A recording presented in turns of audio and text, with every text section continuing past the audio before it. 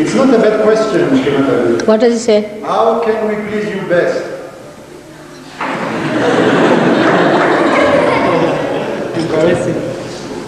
I have no desires. I don't know.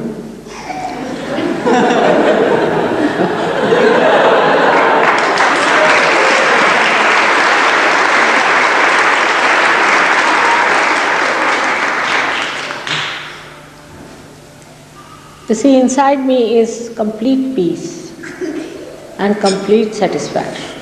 There is nothing that is needed inside. But the ripples of that joy flows outward all the time. And when it reaches your shores, you see, it comes back. And it weaves a beautiful pattern. And I see the pattern. The reciprocity, how much you reciprocate, is the way the pattern is beautiful. Pattern is beautiful.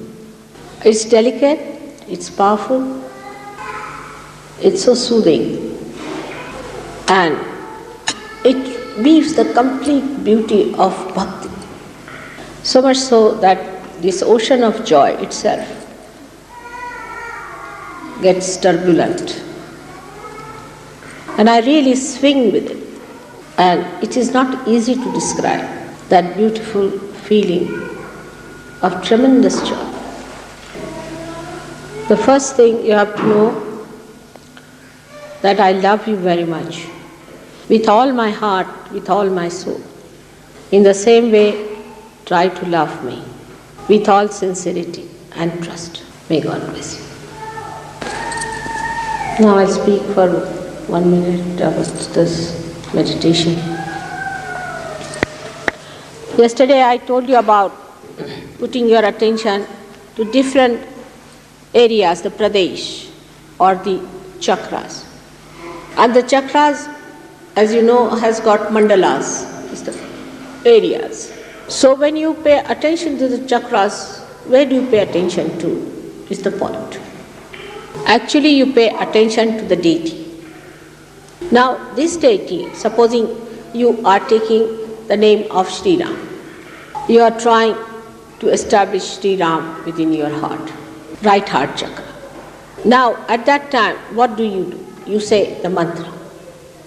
But there's another way which is easier, because you are saying a mantra in a way that is not so much intelligible there to Sri Ram. But first of all, if you study the qualities of Sri Ram, what were his qualities?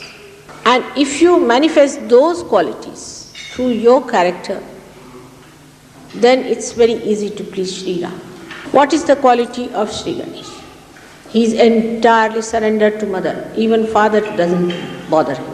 What is the quality of Christ? He forgives those who have crucified. He can go through all kinds of tapas. What is the quality of Sri Krishna? For whom everything is a leela. Like that, when you take the name of Sri Krishna, do you see everything as a witness? If effortlessly that happens to you, you should know that you have established Sri Krishna. Is the most difficult thing is to establish me. Because I am Mahamaya. And the facets are so many, 16,000 into raised to power 1,000. So it's difficult.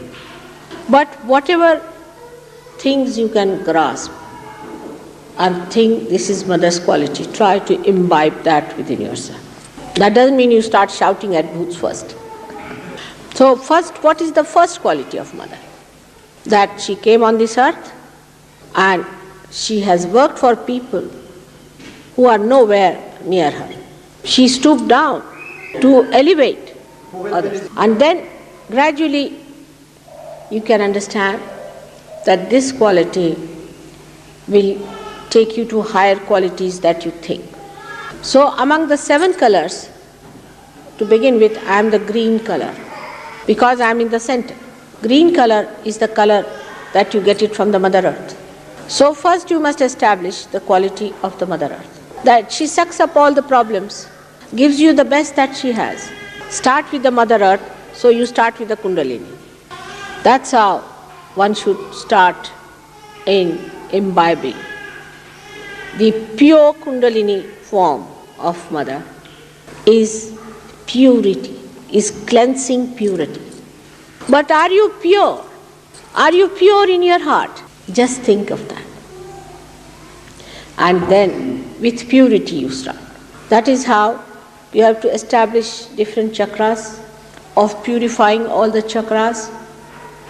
And ultimately when you have purified all of them, you have established me.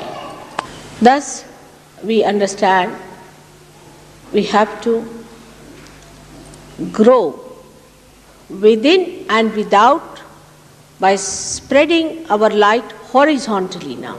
Only when you become like the deities, your light will spread horizontally, otherwise not. That is what we say, that somebody has got the siddha of a particular deity. It's the siddha of Ganesha, it's the siddha of Sri Krishna. So first when you develop their manifesting outside powers, see, of kindness, compassion, of witness and all those, then you can develop their other qualities which are on the destructive side. First the constructive side you must develop. Then the destructive automatically will work. You don't have to worry. Like one side of Sri Krishna, he was playing with ordinary herdsmen, and the another side he was killing Rakshasas. So first you have to become like him, and then automatically you will get the other powers. You don't give swords to stupid people, do you?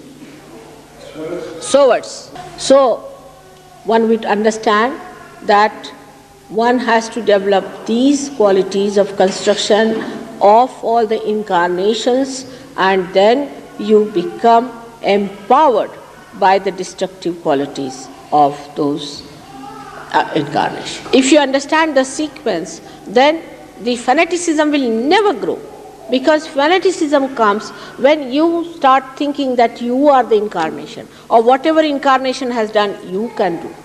Like Christians felt they could become Kalaki without his advent even, and they took a rifle, or you can say a gun in one hand and a Bible in another hand.